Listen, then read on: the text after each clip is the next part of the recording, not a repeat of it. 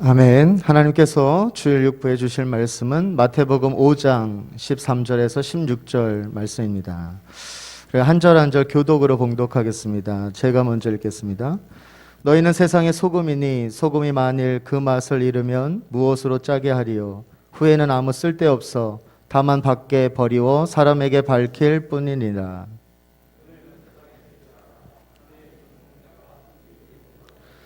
사람이 등불을 켜서 말 아래 두지 아니하고 등경 위에 두나니 이러므로 집안 모든 사람에게 빛이 느니라.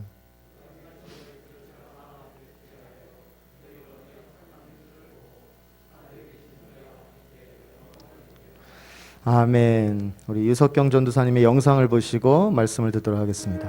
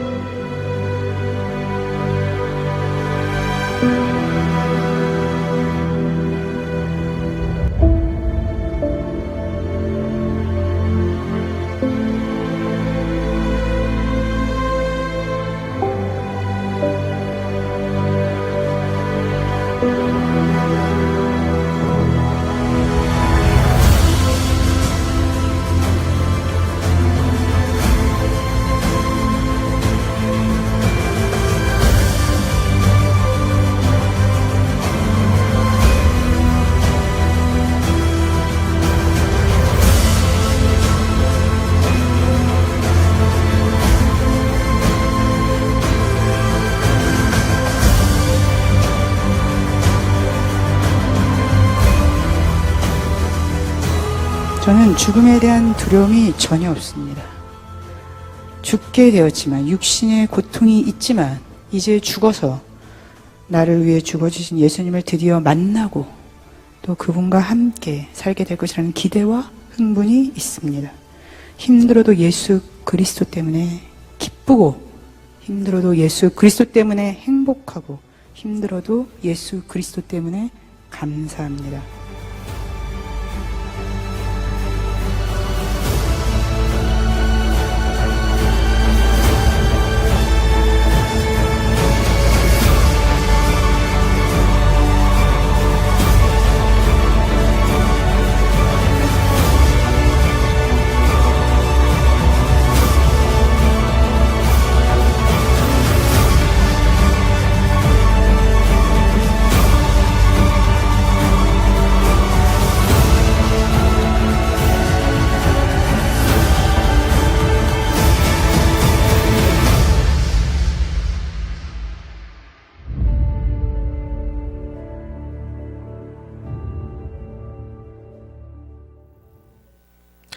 단 하루를 살더라도 주님의 기쁨이 되고 싶습니다.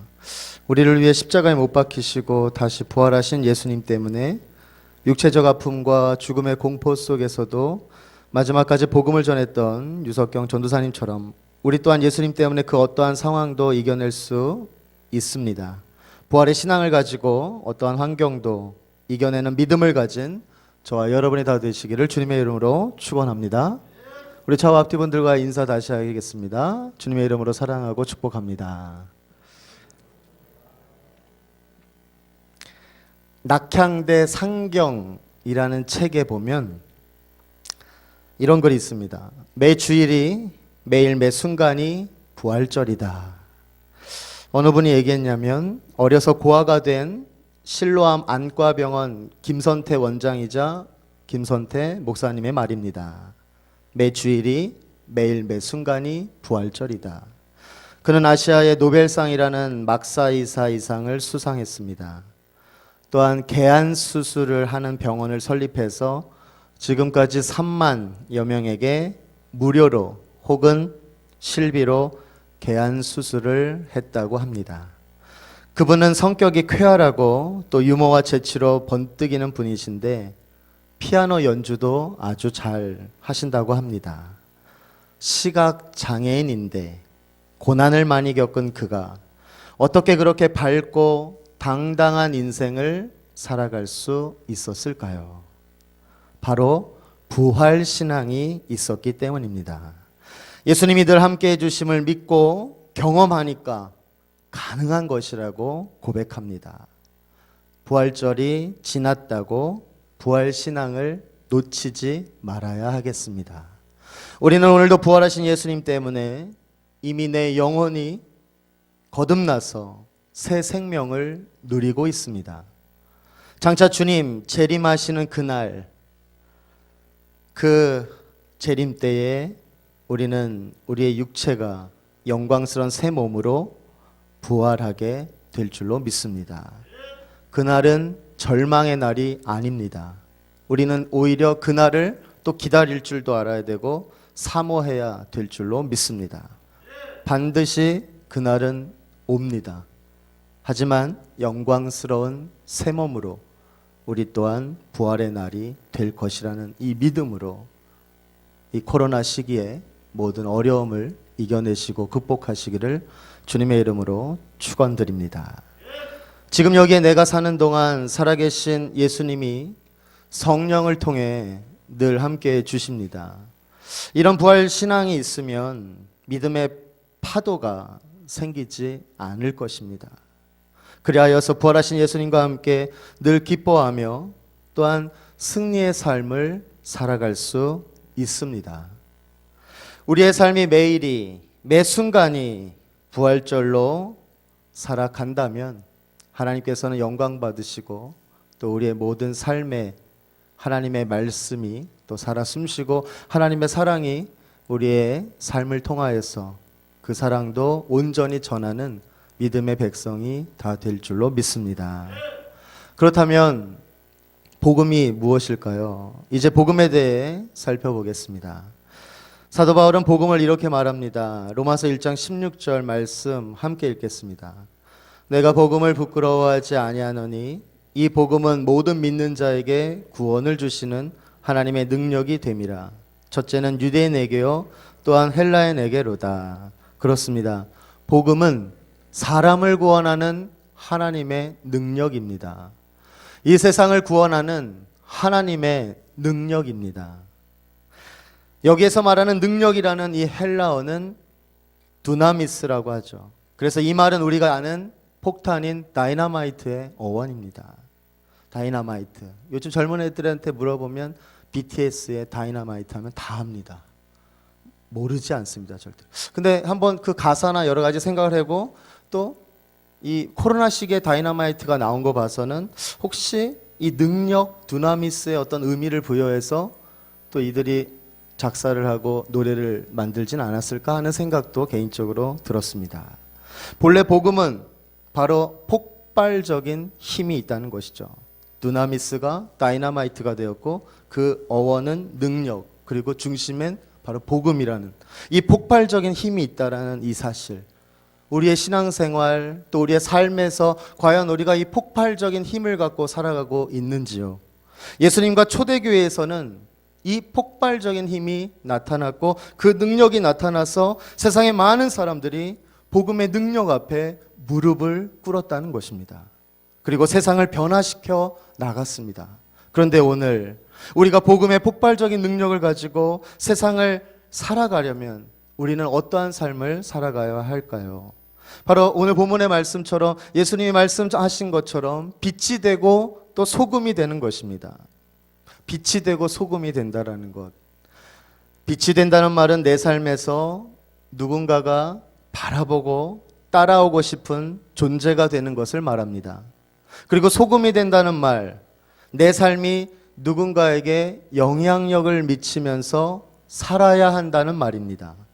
복음은 나를 행복하게 해주고 또한 복음은 나를 위로해주고 내 삶을 의미 있게 만들어주는 그 힘뿐만이 아니라 세상을 바꿀 수 있는 힘, 우리가 바뀌면 좋겠다고 생각하는 그것을 반드시 하나님께서는 이루어 줄 수 있는 놀라운 힘이라는 것입니다. 이 복음이 먼저 내 안에 감격과 감동이 되었을 때 나 같은 죄인을 위해 죽으신 예수님의 십자가가 내 삶을 송두리째 바꿔버려서 모든 삶의 능력이 되고 우리가 세상에서 세상을 바꾸는 능력이 될 줄로 믿습니다. 그렇기 때문에 오늘날 우리가 세상 사람들과 똑같이 이 코로나 상황에 우울해하고 낙심하고 좌절할 이유가 없다는 말입니다. 너희는 세상의 소금이다. 세상의 빛이다. 이 말씀이 우선이 되어야지 코로나 때문에 빛과 소금의 역할을 숨겨둬서는 안 되겠습니다. 이 비유에서 예수님은 특히 누구를 강조하셨나요? 너희를 강조하셨습니다. 제자들은 어떤 사람들이었길래 예수님이 너희를 강조하셨을까요? 제자들은 대부분 그냥 갈릴리 시골의 어부 출신에 불과했습니다. 예루살렘에 있던 제사장이나 서기관이나 바리새인과 만약에 비교한다면 아주 형편없고 비천하고 배우지 못하고 때로는 무식하고 막말하고 세상적으로 보면 아주 별 볼 일 없는 자들, 내세울 만한 거 별로 없는 자들, 스펙 전혀 없는 자들, 그들이 바로 제자였다는 것입니다. 그런 제자들에게 소금과 빛과 소금의 비유를 예수님께서 말씀하시면서 특히 너희를 강조하셨다는 것입니다. 바로 너희들이 세상의 소금이고 바로 너희들이 세상의 빛이다. 예수님의 이 말씀에 제자들은 아마 충격을 받았을 것입니다. 소금과 빛 비유에서 아실 거예요. 소금은 녹는 일을 하고 빛은 바라는 일을 합니다. 소금과 빛을 동전의 양면으로 생각한다면 소금은 어떻게 보면 소극적인 측면을 말하고 빛은 어떻게 보면 적극적인 측면을 말합니다. 소금과 빛, 그렇다면 우리는 소극적이냐 적극적이냐, 소심하냐 활달하냐가 중요한 것이 아니라 이 소금과 빛과 소금의 균형을 잘 이루며 나아가야 될 것입니다. 본문 13절의 소금 비유, 또한 본문 14절에서 16절은 빛에 대한 비유의 말씀입니다. 예수님은 소금의 비유보다 빛에 대한 비유를 또한 훨씬 더 많이 말씀하셨습니다. 그렇다면 무엇이 또한 빛이고 무엇이 소금일까요? 빛은 하나님이십니다. 하나님은 빛이십니다.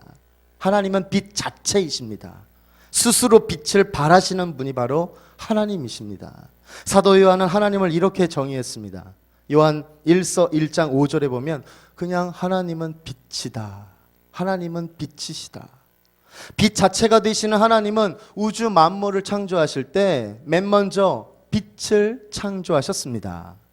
하나님은 왜 빛을 창조하셨을까요? 바로 빛은 생명과 같기 때문입니다. 빛이 있어야만 생명이 존재합니다. 만약 빛이 없다면 모든 생명체는 생명을 잃게 됩니다. 그래서 하나님은 넷째 날에 일, 월, 성, 신을 강조하셨습니다. 태양이 빛을 발하기 때문에 모든 생명체가 살 수 있습니다. 요한복음에는 예수님의 자기 선언이 7가지가 나와요. 예수님의 자기 선언이란 무엇이냐? 바로 나는 뭐뭐이다, 나는 뭐뭐이다, 이 표현을 가리킵니다. 그 7가지 예수님의 자기 선언 중에 요한복음 8장 12절에 보면요, 나는 세상의 빛이다라고 말씀하셨습니다. 우리 12절 말씀 함께 읽겠습니다. 예수께서 또 일러 가라사대 나는 세상의 빛이니 나를 따르는 자는 어두움에 다니지 아니하고 생명의 빛을 얻으리라. 아멘. 예수님은 세상의 빛입니다. 생명의 빛으로 또한 이 땅에 오셨습니다. 생명의 빛과 반대되는 표현이 무엇일까요? 바로 사망의 어둠입니다. 사망의 어둠 가운데 있는 우리를 너무나 사랑하셔서 독생자 예수님을 내어주시기까지 하신 그 하나님의 놀라운 은혜, 그리고 예수님으로 하여금 우리를 구원하시기 위해 이 땅에 오신 그 예수님은 바로 구원의 빛이라는 것입니다. 유대인만을 위하여 오신 것이 아니라 선지자 이사야의 예언대로 이방의 빛으로 오셨다는 것입니다. 그래서 이 빛에 대한 의미를 우리가 되새긴다면 생명의 빛을 발하시는 하나님의 은혜에 더욱더 감사할 수 있습니다. 그렇다면 빛과 반대되는 이 세상, 또 하나님의 은혜와 반대되는 이 세상은 어둠이라고 표현할 수가 있겠죠. 너희는 세상의 빛이다. 이 너희는을 강조하시면서 세상의 빛이라고 말씀하셨는데, 이 빛을 발하기 위해서는 어두운 데가 있어야 된다는 것이죠. 어두움이 없다면 빛의 의미는 아무 소용이 없습니다. 어두움이 있기 때문에 빛이다라는 표현을 정확하게 우리에게 말씀하십니다. 세상이 어둡다는 것을 전제하고 있기 때문에 예수님이 바라보시는 이 세상, 바로 어두운 세상을 가리키면서 너희는 세상의 빛이다, 우리에게 말씀해 주시는 것이죠. 평범한 말 같습니다. 하지만 이것이 진리입니다. 자연적인 빛이 있고 또한 인공적인 빛도 많이 있지만, 또한 한밤중에 도시가 온통 네온 사인에 있다면 또 휘황찬란한 빛들이 밤에 비추고 있더라도 이 세상은 영적으로 어두운 세상이라는 것이죠. 영적으로 어두운 세상. 에베소서 6장 12절에 사도 바울은 이 어둠의 세상이라고 표현했습니다. 그렇다면 왜 세상이 어두울까요? 태양빛이나 전기불이 없어서 어두운 것이 아닙니다. 영적인 어두움을 가리킵니다. 성경에 보면 마귀 사단을 표현할 때 어둠과 연관지어서 표현했습니다. 에베소서 6장에 보면 이 어둠의 세상 주관자들, 골로새서 1장에 보니까 흑암의 권세, 예수님도 누가복음 22장에 보면 어둠의 권세라고 말씀하셨습니다. 마귀 사단의 지배를 받는 세상 사람도 역시 어둠입니다. 마태복음 4장 16절에 흑암에 앉은 백성과 사망의 땅과 그늘에 앉은 자들이라고 했습니다. 그렇다면 마귀 사단을 표현한 내용들이 이렇게 있는데, 과연 지옥은 어떤 곳일까요? 역시 지옥도 어둠입니다.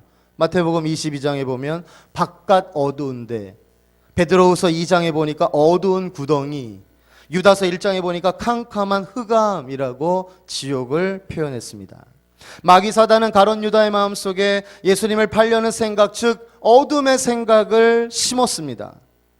요한복음 13장 27절에 곧 사단이 그 속에 들어간지라. 사단이 그 속에 들어가면 오늘도 세상의 많은 이슈와 뉴스에 나오는 내용들이 자살, 그리고 근심과 걱정에 휩싸여 자살이 아니라 타살, 이러한 일들이 너무나 많이 생기고 있죠. 마귀 사단은 가룟 유다의 마음속에 먼저 어둠의 생각을 심었는데, 가룟 유다가 어둠의 생각을 계속해서 거부가 아니라 품으니까 그 어둠의 생각을 거점으로 가룟 유다를 삼켜버렸던 것이죠.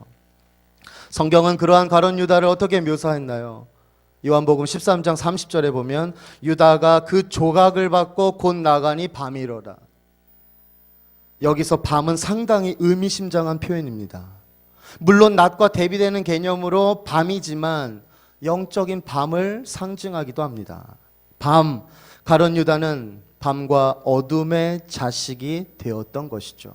결국 자살로 비참하게 인생을 끝내게 됩니다. 한마디로 마귀 사단은 어둠이고 그들이 지배하는 세상도 어둠이라는 것입니다. 영적인 어둠이라는 것이죠. 어두운 세상에 사는 세상 사람도 어둠이고 결국 세상 모든 사람이 가게 될 지옥, 예수님을 영접하지 아니하고 믿지 아니하면 가게 될 이 지옥 역시 어둠이라고 성경은 표현하고 있습니다. 어둠은 죄악을 상징하죠. 또 어둠은 죽음을 상징합니다. 어둠은 마귀 사단을 상징하고 어둠은 지옥을 상징합니다. 그렇기 때문에 어둠에 무슨 소망이 있겠습니까? 오직 어둠은 절망뿐인 그런 상황밖에 없습니다. 세상은 어둡지만 우리 주님 예수님은 빛이십니다. 빛이 되시는 예수님을 가까이 하고 예수님의 말씀을 묵상하고 예수님으로 충만하면 우리는 사단과 마귀의 영을 거부하고 오히려 빛이 임하여서 모든 어둠은 사라지고 반면에 어둠인 세상을 가까이 하고 세상으로 충만하면 어둠이 임하고 빛이 사라진다는 이 사실을 우리는 되새기고 되새겨서 항상 예수님으로 충만하여서 이 복음의 삶으로 나아가야 될 줄로 믿습니다. 세 번째, 빛은 곧 착한 행실입니다. 제가 오늘 조금 더 구체적으로 설명할 수 있는 부분이 바로 이 착한 행실에 대해서 말씀하고자 합니다. 예수님의 제자가 되자마자 세상의 빛으로서 곧장 빛을 비추어야 합니다. 본문 16절에 보면 너희 빛을 사람 앞에 비치게 하여 라고 했는데 너희 빛을 사람들 앞에 비춰라 라고 명령형으로 읽어야만 합니다. 그렇지 아니하면 그냥 빛만 있는 거로 생각이 들 수도 있기 때문입니다. 너희 빛을 사람들 앞에 꼭 비춰라. 빛을 비추라는 이 명령을 준행하면요, 세상의 빛이 되어 사람들이 하나님께 영광을 올리게 되고, 이 명령을 준행하지 않으면 세상의 빛이 아니라 세상의 어둠이 되어 맛을 잃은 소금, 그러한 운명에 처하게 되기 때문입니다. 빛을 비춰야 할 대상, 이 사람들은 밖의 세상 사람들을 말하는 것이죠. 너희의 빛은 다름이 아닌 너희의 착한 행실이라는 것을 우리가 꼭 명심해야만 합니다. 너희의 빛, 다름이 아닌 너희의 착한 행실이라는 거예요. 막연하게 빛으로만 생각하면 내가 뭘 할 수 있지라고 생각하지만 예수님은 아주 구체적으로 말씀하셨다는 거예요. 착한 행실. 빛과 착한 행실이 동일시 되어야 한다는 말씀입니다. 그러므로 사람들 앞에서 그 빛을 비춰야만 한다는 것은 구체적으로 사람들이 착한 행실을 보게 해야만 한다는 것을 의미하는 것이죠. 착한 행실은 하나님의 계명, 그의 뜻을 실행하는 행위입니다. 예수님처럼 율법과 선지자를 통해 하신 하나님의 말씀을 수행하는 행위가 착한 행실입니다. 착한 행실은 예수님이 하나님의 율법과 또 선지자의 이 말씀을 새롭게 해석하여 또 가르친 것들의 수행이고, 하나님 사랑과 이웃 사랑으로 요약한 가장 큰 계명들의 수행이 바로 착한 행실이라는 거예요.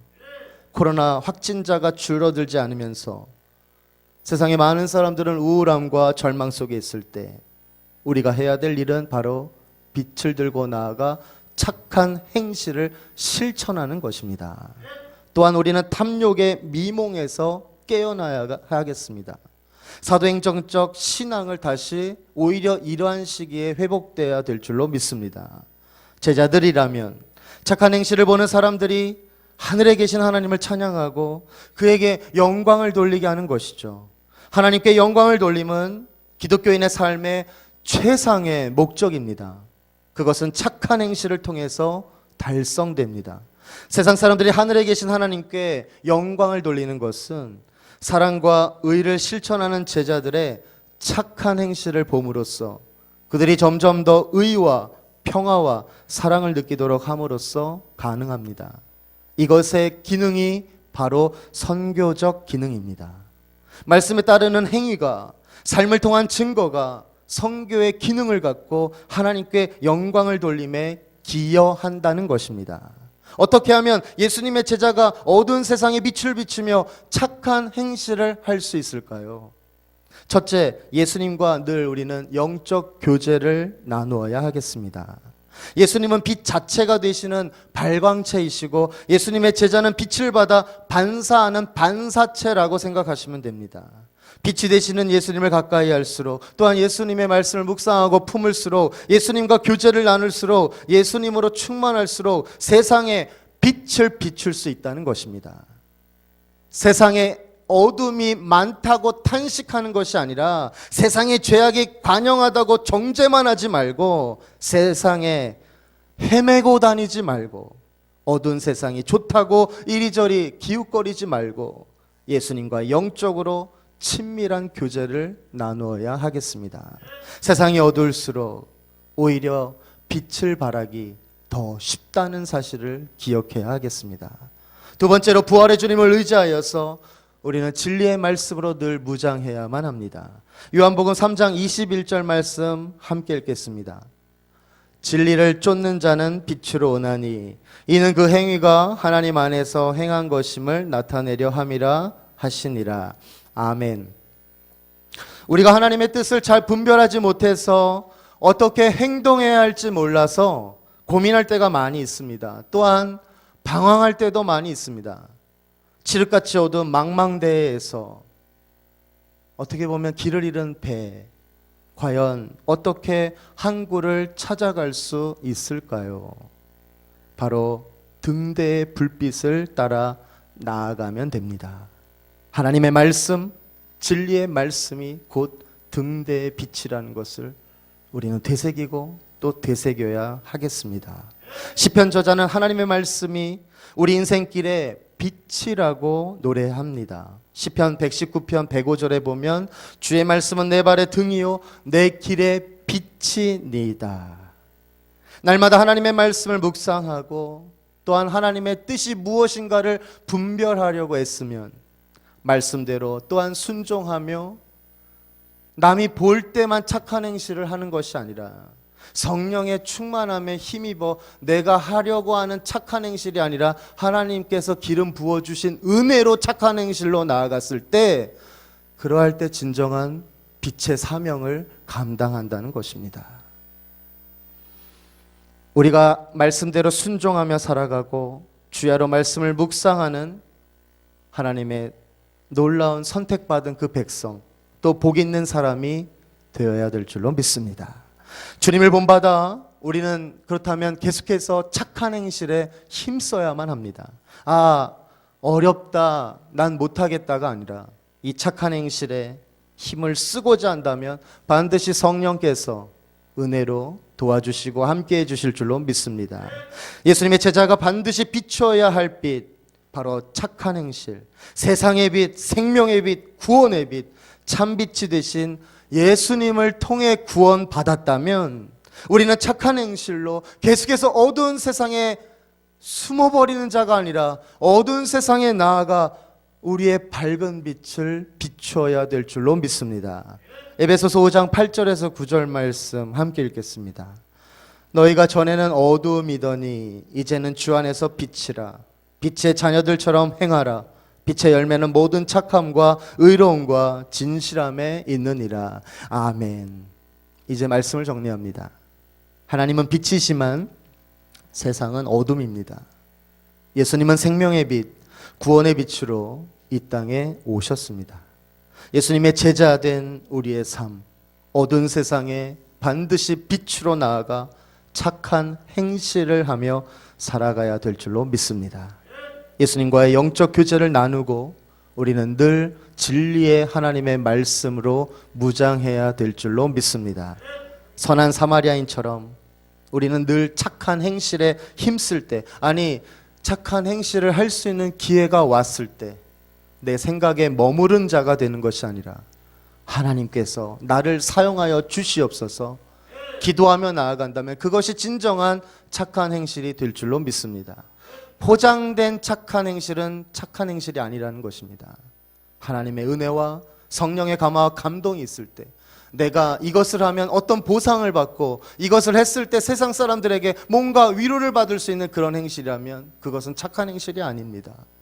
하나님께서 영광 받으시고 나는 그저 숨어 있으려고 했는데, 또한 하나님께서 은혜를 주셔서 나는 그냥 그 상황에서 순종했을 뿐인데 그 행실을 통하여서 하나님의 영광 받으시고 세상의 많은 이웃들에게 빛의 영향력을 또한 소금의 사명을 감당했다면 그것이야말로 하나님이 기뻐 받으시는 착한 행실이 될 줄로 믿습니다. 세상에서 바꿔야 할 부분 우리는 바꿔야 하고 주님 다시 오실 때까지 선교적 이 사명을 온전히 감당하시는 저와 여러분이 다 되시기를 주님의 이름으로 축원드립니다.